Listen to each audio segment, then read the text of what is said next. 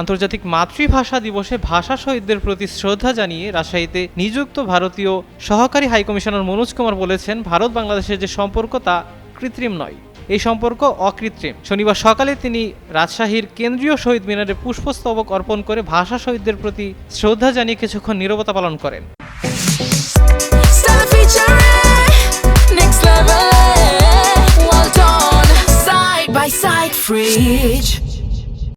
পরে তিনি সবাইকে ভারতীয় সহকারী হাইকমিশনের পক্ষ থেকে শুভেচ্ছাও জানান। মনোজ কুমার সাংবাদিকদের বলেন, বাংলাদেশ ও ভারত এই দুই দেশই বাংলা ভাষাকে শেয়ার করে।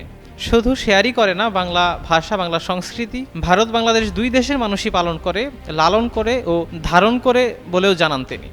বাংলা সংস্কৃতি ভারত বাংলাদেশ দুনো দেশের মানুষ পালন করে, লালন করে, ধারণ করে।